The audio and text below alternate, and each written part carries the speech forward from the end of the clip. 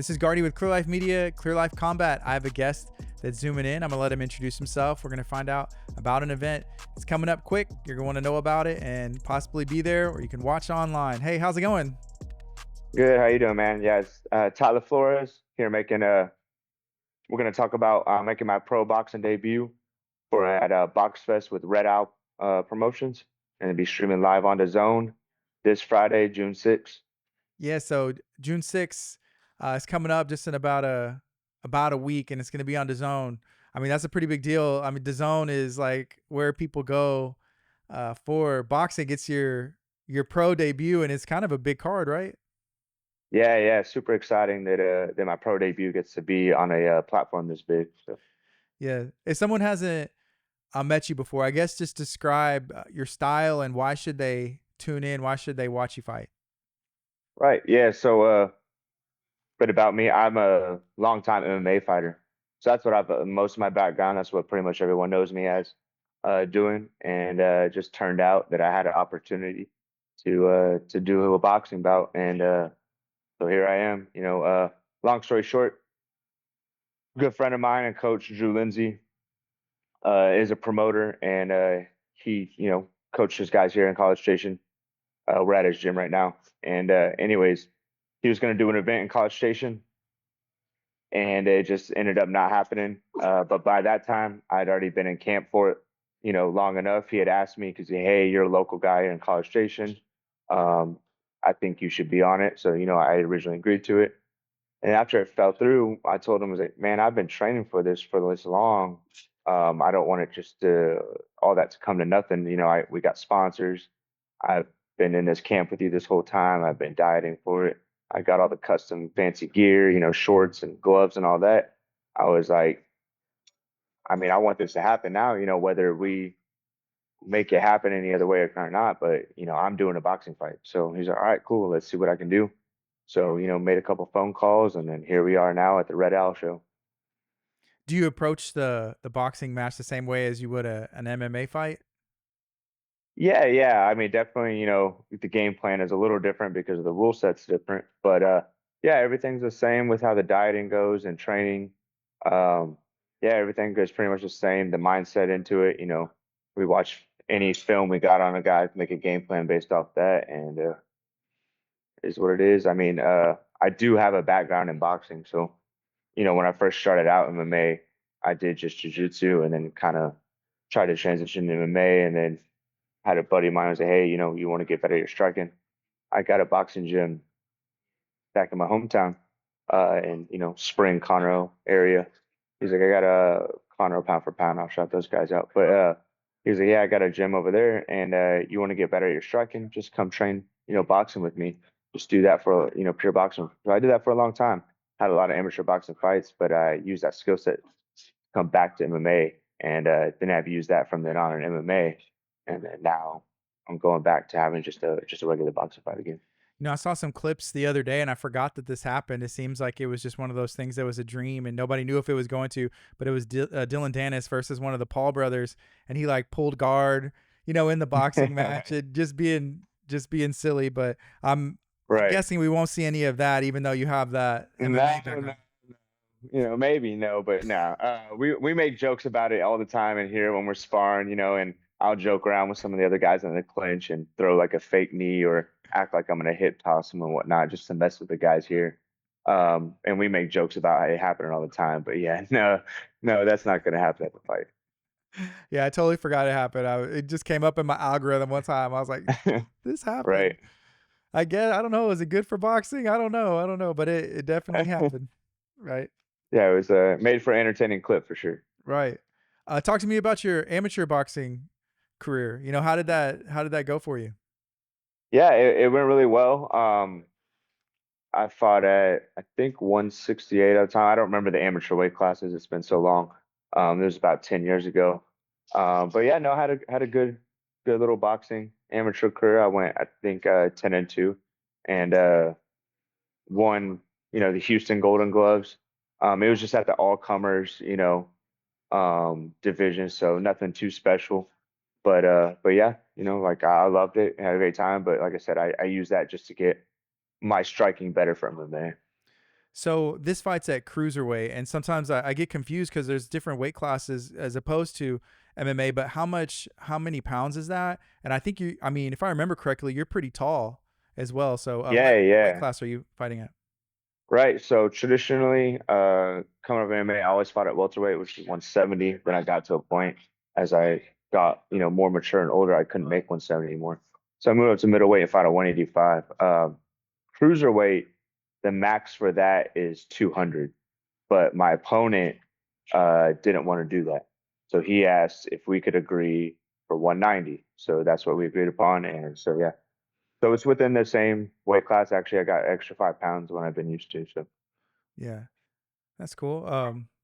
I mean, I guess you want to make the fight happen. You're like, hey, I've been training for this boxing match. Hey, Yeah, yeah, make it work it exactly. out, right? Right, yeah. How tall are you? Yeah, I'm like 6'3". 6'3". I know because with Drew's promotion, you've done some of the commentary and some of those Right, yeah. things. Yeah. How do you enjoy that? Is that something that you are interested in, want to pursue as well? Yeah, man, I love that. Just I love doing that. I'll watch, any combat sports all day. Exciting, Drew and I have already had talks about, continuing on doing it. So it's something I'll definitely do for the foreseeable future with him and maybe anyone else if they're interested. But yeah, just trying to get better at that. Each show getting more comfortable and in the flow of talking because there is an art to it, to be entertaining on that side of the aspect. But yeah, definitely excited to do that moving forward, especially when they start doing more MMA and boxing shows, because then that's when it's a little bit more excitement, and that's more of my realm. Yeah, that's cool. I love to see when people are interested in that and then find, opportunities or make it happen and then do the homework to get better at it. And yeah, because there's an art and you can tell because you can make it Oh exciting or yeah. you can kind of keep it calm. But Right, yeah, yeah, yeah. Because you hear the other guys that they're not the former MMA fighters like they normally have on there, but they're entertaining with how they call it, like classic Michael Chavello, guys like that, where they're just the way they say things and the different analogies they can make to fighting and stuff like that. It's very entertaining. you mentioned obviously having an MMA background 10 years ago, even having some amateur fights up. When did you start training and what drew you to combat sports? Yeah, so I started training quite a while ago, maybe around 2011 or so. It was around the time I was towards the end of high school. I grew up with two other brothers, so we were always very involved in sports. And for most young kids, you grow up competing in sports. You get to a level in high school to where you're like, all right, I can continue being competitive playing at the college level. Or for most people, it doesn't work out that way, and that's where their competitive sports, career ends is after high school, and they just go on with college and life. Um, for me, I guess I wasn't didn't want to settle on that. I still wanted to find something I wanted to be competitive at and competing, even though I wasn't good enough to play at the college level for whatever sports I played in high school. So one day, my older brother and I were looking for something late at night to watch on TV, and we watching Spike TV. Happened to come across something called The Ultimate Fighter, something we had never heard of, didn't even know what MMA was. We were just in awe watching this. Like, what is going on? These guys are like fighting. Looks like there's no rules. And it turns out it was season one reruns. I was watching Chris Lieben fight. It was from then on we were hooked. And with most young men when they watch combat sports MMA, they get that in their mindset. Oh, I can do that. Well, of course I had that mindset. So I started looking up local gyms and came across the closest gym to me was Gracie Barra of the Woodlands and signed up, started doing jujitsu, and it just snowball effect from there. Yeah, you mentioned I think in that Spring Conroe area, there's I don't know like when all those gyms started, but even now there's a lot of high level gyms, in that area. They're all over around Houston and stuff, but we're on the Right. Yeah. south side closer to Galveston and there's some great gyms, but a lot of the MMA ones are right up on that north side, right outside, the Beltway over there. And so yeah, Yeah. Gracie Bar, Yeah. the Woodlands, very good gym. hmm Oh yeah. I've been fortunate that that's where I was from, and that that's, there happen to be high level gyms there from an early on start, like early Houston MMA. There's that that gym has been around so long. So yeah, I just was being fortunate that I happen to be from that same area. Did your brother, did he train with you? No, he didn't. We trained a little bit. Like he ended up going to A&M a little bit before me. He's a few years older than me, and it was around that time. So he took up, doing the judo like A&M team. There wasn't much of a that much of a scene when he moved here. So he took up doing like the judo team at A&M and like the jiu-jitsu club. And he just did it for a little bit and then but that was about it. Yeah, I think it's really cool. I've seen some of those, the judo clubs, because I don't think they have like official teams, but they have these clubs, but they'll still go and compete, against Right. other Yeah. schools and stuff. Exactly. Yeah. Boxing's the same way. They have their own organization. It's not an NCAA sport. And same with like I said, they got jiu-jitsu and stuff like that. So it's kind of like what you call club sports when you go to college. You still have all the gear, you're repping your school, and you're competing against other guys from other schools that do the same thing. Yeah, But it's I just did. not run through the NCAA. Mm-hmm. I did an interview with Davor Gallegos. He trains out of Metro Fight Club last year, and there was a league where they were doing that with MMA, and so he Yeah. went to U of H and fighting someone from LSU, for these like promotional MMA fights. And I thought that was really cool too. Pretty much, Yeah, those are really cool. yeah, Yeah, because it's I something hadn't I heard of wish that. I would have known about. Yeah, when I was in school, I wish I would have known about that. Yeah. So in College Station, are you in school out there at A&M as well, or what you got? Uh, so I did go to school here and then just ended up staying. I love it here. Me and my fiance have a house here and we plan on just living here for the foreseeable future. I am in school again now, but not for at A&M and not for anything. I'm actually in school to be a commercial pilot. So that's what I do. Most of my time goes to that during the day is I fly airplanes. I study everything it needs to do to be a commercial pilot and doing that, during the day, I actually do that in Conroe. And then I work a job at night to pay the mortgage and the bills. And then I'm here any other time in between. Yeah, I have seen on your social media that you've put like with some airplane stuff, and that's what I figured you were either a pilot or training to be a pilot. I mean, would you consider yourself like an adrenaline person? Because I feel like I've never had the desire to Right? be like, I'm gonna fly this airplane. But it seems like, Yeah. yeah. What do you think? I guess when you put it that way, yeah, I guess so. I mean, I always love, yeah, a thrill of doing something like that. And then came to a point in my life where I was like, man, I don't, I've always worked jobs that are just jobs, always looking for the next job that, paid a little bit better, had a little bit more benefits and more, you know, better PTO, stuff like that. And then, but it was never just stuff I love to do or wanted to do. Everyone's like, your career is, you'll never have that if you'll never have a job if it's a job you love, you never work a day in your life is the saying how it goes. But, that just I never found that. I just always worked jobs to pay the bills, nothing I wanted to do and thought, maybe that's just how life is. And I'm sure it is for a lot of people. But then had a couple friends, fly planes, like, why don't you give it a shot? And I was like, man, I like doing stuff like that. I've had other jobs driving vehicles, stuff like that. So I'm like, that sounds like fun and they get paid well and have a lot of time off and they have a really great work-life balance. So yeah, just like, all right, cool. I'll go to the school and you do like an intro flight when they do that for a couple hours, see if you actually like it. They let you control and mess around with the plane for a little bit in the air. And from then on, I loved it. So I was like, yeah, where do I sign? This is what I want to do. Yeah, I just saw Southwest is gonna start charging for bags. Like I saw that like 2 days ago. There was like a lot of commotion on this thread. It's like, ooh, that's tough. But man, being commercial, so you would fly for an airline. Is that what that Yeah, means? yeah, that's the goal. Yeah. So commercial means essentially you just get paid is what it means. So I almost have my commercial license now, but from then on to actually fly for an airline, you need a lot more hours and there's Okay. a higher level cert that you need to get from that. So that's the end goal is airlines because they have the best benefits, the best pay, uh, and you get to not work that much and make a good amount of money. So, Yeah, yeah, that's usually the goal for any of us to do it. and get to go all these different places. I guess if you Oh yeah, choose, that's pretty for cool. work. Yeah, we can't Travel. complain. Yeah. Do you approach?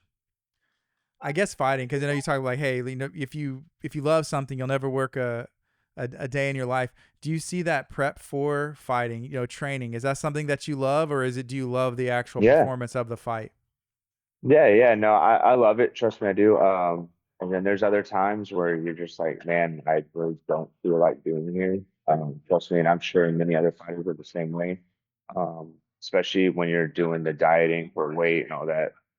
That's not fun, sitting around, thinking about, oh, I'm hungry, I want to eat this, I want to eat that. Like I would normally eat right now, just whenever or whatever I want, and you can't do that. And then like, oh, all right, well now I'm tired from going to work and school. Now I got to make time to go to the gym. So trust me, there's plenty of times where I don't want to be here, but then there's plenty of time. More times than not, I do love being here.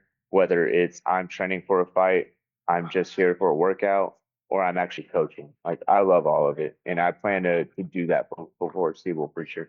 I won't compete forever, of course not, especially with this career path that I'm trying to go down. But I'll definitely always be involved, whether that's commentating, coaching, or just training for to stay fit and you know. So the event is June 6th. It's going to be at the Red Owl Boxing Arena. Do you know who your opponent is? This is your pro debut. Is it his as well, or what do you know about him? I do know my opponent. His name is Daniil Hancock. I think he's actually might be an inch or two taller than me, but we're similar frame. The only difference is I'm southpaw, he's orthodox. So that's exciting finding someone my height or taller. So training for that has been a little different because I'm usually the taller guy and you usually have habits of being a taller fighter. And I was training to not so much get away with those advantages I normally have. So there's that.